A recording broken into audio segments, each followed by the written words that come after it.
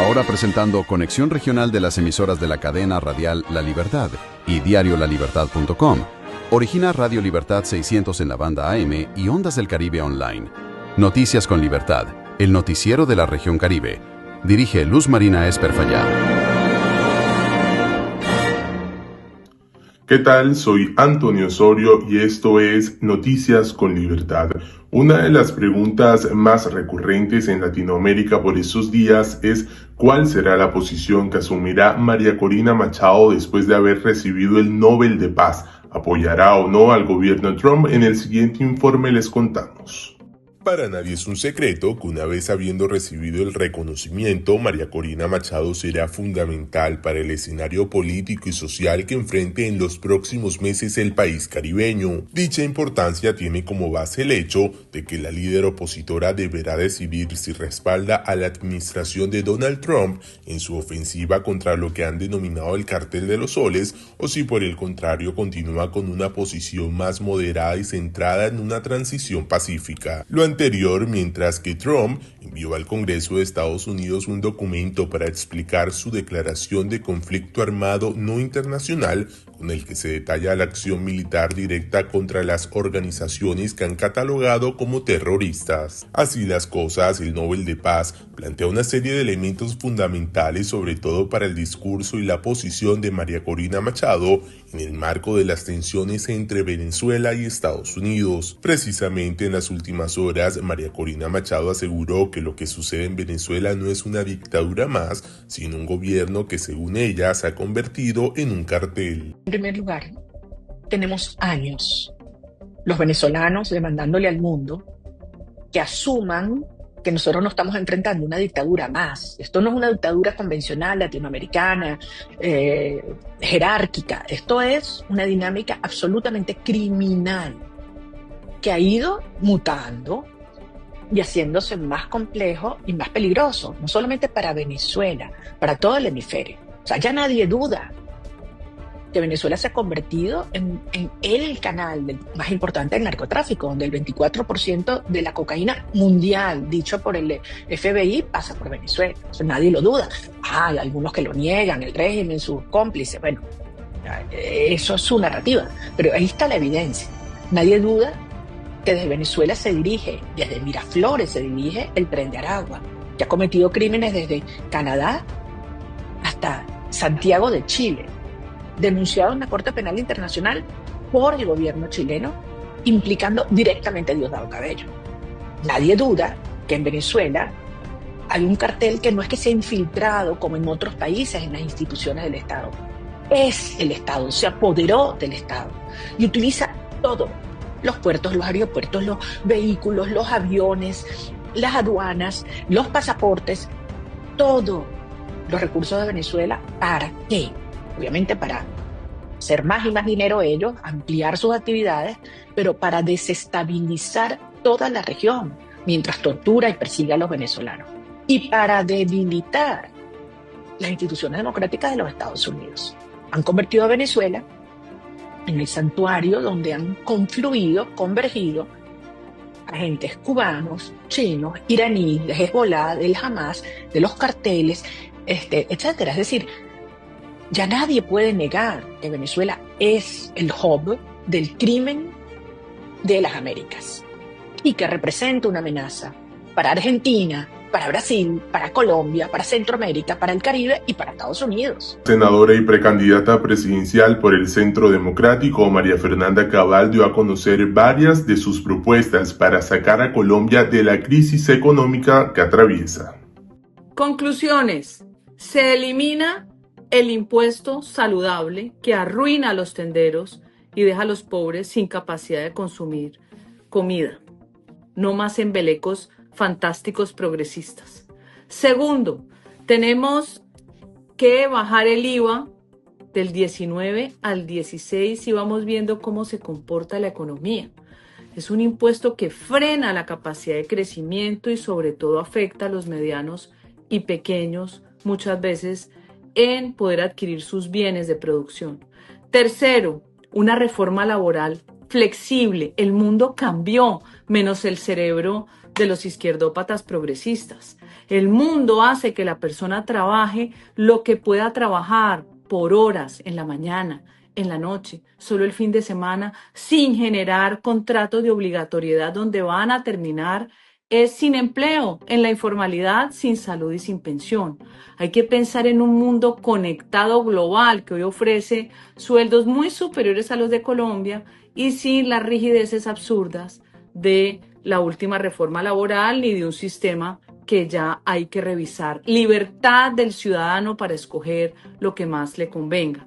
Igualmente, nosotros tenemos que fortalecer los frentes locales de seguridad y los frentes rurales de seguridad, que trabajen de mano de las empresas de vigilancia que hoy tienen más de 400,000 miembros que trabajan, asegurando la vida tanto rural como urbana. Si logramos una colaboración eficaz entre las autoridades policiales, las empresas de vigilancia, los ciudadanos con lo que antiguamente se llamó la defensa civil, que hay que volverla a organizar, con los frentes locales de seguridad, con tecnologías de información, con los frentes rurales, vamos a tener una población con mucho más garantías y obviamente con el porte legal de armas que existió 23 años y no lo quitó el Acuerdo de La Habana. Y finalmente, nosotros también hemos pensado en que hay que recalcular el costo del galón de gasolina y del diésel. No es posible que paguemos en Colombia una gasolina más cara que la que se paga en Estados Unidos y que al galón del diésel se le cuelguen todo tipo de impuestos, sobre todo los municipales, que terminan encareciendo en un 30% el valor final para el consumidor. El Administrador Nacional del Estado Civil, Hernán Penagos, dio a conocer las novedades tecnológicas con las que contará las próximas elecciones de los consejos de juventud. Hemos desarrollado desde el equipo de analítica una aplicación que bloquea a aquel joven que hace ejercicio de su derecho al voto y después se anima de pronto a participar o a volver a hacerlo en otro puesto o mesa de votación. Este protocolo que se planteó, más un desarrollo, un software muy amigable que van a tener todos nuestros coordinadores de puesto de votación, disuade cualquier duda respecto de que un joven de 14 a 17 que puede ejercer su derecho en cualquier puesto de votación, el que le sea más cercano, ejerza su derecho en varias oportunidades. Este software simplemente lo que hace es incluir el número de la tarjeta de identidad del joven cuando ejerce su derecho y de una vez queda bloqueado en cualquier lugar del territorio, en cualquier lugar del puesto de votación o en cualquier lugar del mismo municipio. Se capacitaron todos nuestros coordinadores para administrar este software y los jóvenes de 18 a 28 años pues ejercerán su derecho en el lugar donde se inscribieron por última vez, donde han votado regularmente, donde obtuvieron su cédula de ciudad. El ex vicepresidente Francisco Santos aseguró que el narcotráfico dejó de ser un tema local y ahora se ha convertido en una red continental que actúa con impunidad. El narcotráfico hoy se ha convertido en la amenaza más grande a la democracia en el continente, no les quepa la menor duda. Y cuando miramos en perspectiva histórica vemos que en los últimos 20 años el narcotráfico se cambió, y sobre todo el crimen organizado, y se transformó y se ha convertido en esta amenaza gigante por 4 razones fundamentales. La primera, cuando Felipe Calderón ataca a los carteles mexicanos, los narcos mexicanos dicen, venga, yo necesito empezar a desarrollar nuevos mercados y se empiezan a meter por toda América Latina. Hoy operan desde el Río Grande hasta la Patagonia, sobre todo en el Pacífico. ¿Y qué hacen esos carteles mexicanos? Primero usan redes criminales locales, las empoderan y este fortalecimiento de mafias locales los ha convertido un poco en el Amazon del negocio de la droga en toda América Latina. Segundo, la llegada de las mafias de otras partes del mundo. La principal, Hezbollah, que estaba desde hace mucho tiempo en la triple frontera, pero con Venezuela expande muchísimo su accionar, y no solo en narcotráfico, en minería ilegal.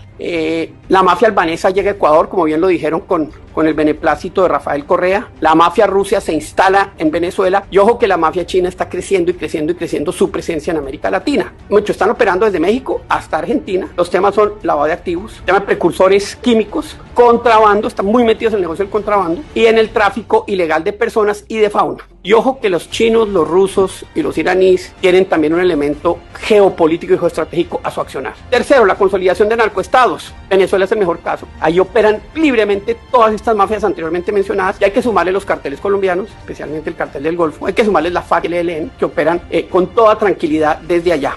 Y claramente el cartel de los soles, que es un instrumento que creó Chávez hace 20 años y lo consolida Maduro y su cleptocracia mafiosa. Y cuarto, igualmente importante, la complicidad de Estados Unidos. Cuando Santos desmontó el Plan Colombia y pasaron las hectáreas en 5 años de 40.000 a 100.000, ¿dijeron algo? Nada. Obama fue cómplice. La administración Obama fue cómplice de ese proceso que, entre otras, ustedes los ecuatorianos están viviendo las consecuencias, porque el 70% de ese cultivo está en la frontera con ustedes y todo ese narcotráfico se fue para allá. Cuando llega Petro, Biden dice, ay, ya no vamos a medir más las hectáreas de coca. ¿Qué pasa? De 200.000 a 270.000. Eso es parte de las decisiones que no pueden tener los países cuando un proyecto que ya demostró que es exitoso como lo fue el Plan Colombia, necesita que se mantenga, que trascienda, y Estados Unidos debe ser uno de los instrumentos más importantes en mantener esa dirección y no cambiarla, por cierto. Afortunadamente hoy el presidente Trump entendió que esta es una amenaza de interés nacional y que estas son organizaciones criminales transnacionales terroristas.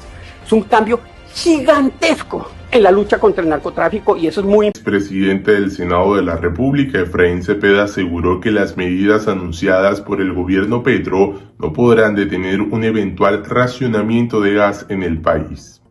Tal como lo hemos venido advirtiendo, las medidas anunciadas por el gobierno Petro no evitarán el racionamiento. Son medidas tardías y que ya están impactando a la industria nacional, lo cual impacta el empleo. También varias térmicas están desabastecidas. Presidente Petro, no se puede destapar un hueco para tapar el otro. La irresponsabilidad negacionista de su gobierno nos está llevando a la pérdida de la soberanía energética. Este país requiere orden. El ministro de Defensa Nacional, Pedro Sánchez, hizo un llamado a todos los grupos delincuenciales del país para que se desmovilicen y dejen de causarle daño a la ciudadanía. La voluntad del pueblo no tiene que ser por el permiso de los criminales, debe ser por la acción contundente del Estado. Y por ello, en los sitios donde hemos visto mayor coerción, los electores, etcétera, hemos enfocado priorizar acciones. Contra el cartel de Elias Mordisco se ha afectado gran parte del anillo cercano a él.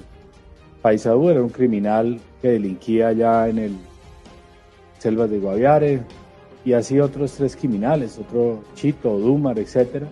Y el domingo le hicimos un ataque estratégico, bombardeo, directamente contra ya el anillo de seguridad más cercano. Eso muestra la decisión absoluta del gobierno nacional para neutralizar las amenazas.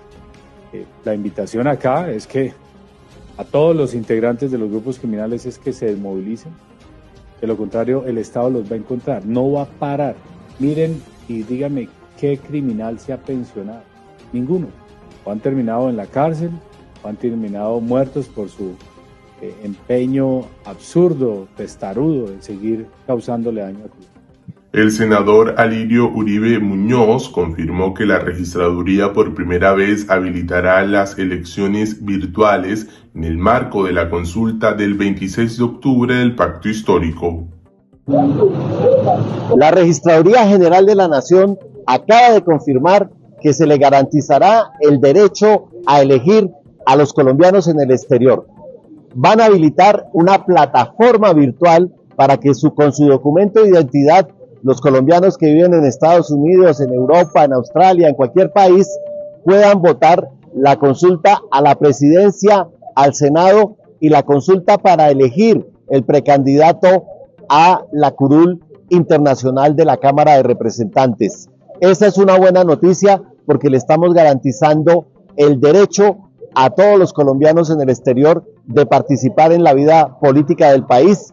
Recuerden que es la consulta del Pacto Histórico el 26 de octubre. La congresista por Cambio Radical, Dina María Garrido, lanzó fuertes críticas al presidente de la República, Gustavo Petro. Los motivos aquí les contamos. Ojo a esto, colombianos. Petro ha iniciado la ejecución de la estrategia Nerón, la misma que utilizó Hitler cuando perdía la guerra y ordenaba a sus tropas destruir lo que quedaba de Alemania. Lo hizo para anular la posibilidad de un futuro mejor para los alemanes. Se llama Nerón porque así se llamaba el emperador que incendió a Roma por el hambre de poder.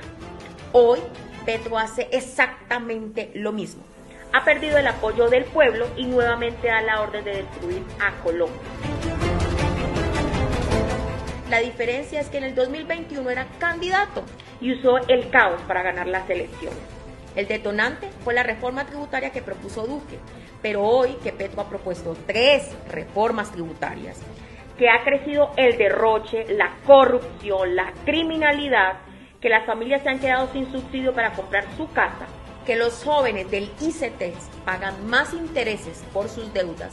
Hoy que Petro se quedó sin discurso y fracasó como presidente de Colombia, de nuevo da la orden de quemar nuestro país y toma como bandera apoyar al grupo terrorista Hamas en Palestina. Pero lo más absurdo es que mientras el petrismo destruía Colombia en nombre de Palestina, justamente esta semana Donald Trump tiene sentados a Israel y Hamas a punto de aceptar el plan de paz. Bien, y con esta información llegamos al final de Noticias con Libertad. Recuerde seguirnos a través de todas nuestras redes sociales y mantenerse bien informado. Ahora presentando Conexión Regional de las emisoras de la cadena radial La Libertad y diariolalibertad.com. Origina Radio Libertad 600 en la banda AM y Ondas del Caribe Online. Noticias con Libertad, el noticiero de la región Caribe. Dirige Luz Marina Esperfallá.